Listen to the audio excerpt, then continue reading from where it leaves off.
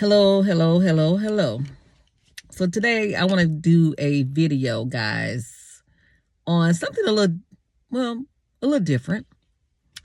What I'm going to do is I'm going to give you some backstory about myself.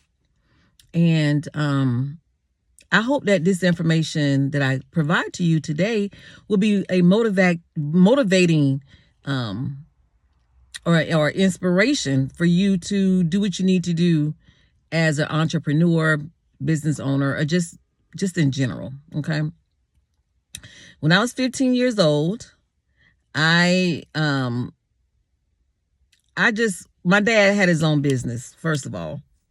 So seeing my dad get money the way that he was getting money, he was a contractor and he would get money from different times of the week, and just the type of money that he was getting, and he didn't get like a regular paycheck. He got money daily sometimes. It depends on the type of work that he did or contracts that he did. So that kind of motivated me. My mom was a cosmetologist, so she had her own, she did hair. She did hair out of the house. And so she, again, was an entrepreneur, and I saw the money that she made, and was bringing in. So seeing that at a young age, actually I was younger than 15, but seeing that at a young age, I was like, wow, that's exciting to be able to get money. You do the work, you get the money. You can get the money daily, or, it depends on what you're doing. So when I was growing up, I was like, I want to get my own business. But at that time, like 15, I didn't know. I was still in high school. So I'm like, I don't know what to do. So I was taking a sewing class in high school. You know how back then we had voc classes. So I took sewing. And so I would sew curtains for some of the people that my dad worked for. One lady, she wanted some curtains for her kitchen. So I made some curtains for her kitchen. And I liked it. I was able to sew, and I liked that. So I did that for a short time. And then sometimes I would go to work with my dad. And my dad, like I said, he would paint. He would do contracting work. At one time, he had contracts with the subways. And so he had a crew working for him at one time. And I saw that, and I would help him with with the books sometimes, And so I had that experience doing that with my dad. And then I would also, I'm handy, I'm crafty. So I would, help him paint sometimes. So when he would go in a paint apartment complexes and stuff like that, I would go with him. I would clean them up. I would paint, help him paint some of the insides of the apartments. And when he would get paid, and then he would pay me, and I'm like, wow, and we would work at our own pace, do our own thing, basically.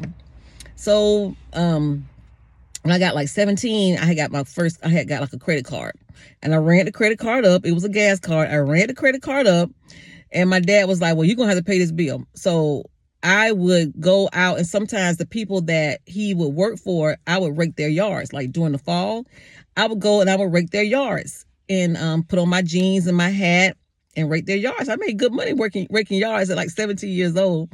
And I remember this one guy, I had on a hat, and he didn't realize that I was a woman. So when it was time for him to pay me, and I took my hat off, and he was like, oh, you're a woman. So he gave me like a $20 tip. And I was like, wow, So that was kind of like my first experience. And then also when I was 17, I got a job working at JCPenney's in the cosmetic department. And I was working part-time, but the department manager, she was a German lady, and I would get out of school and I would come work, and everything, and I would make up people's face and stuff.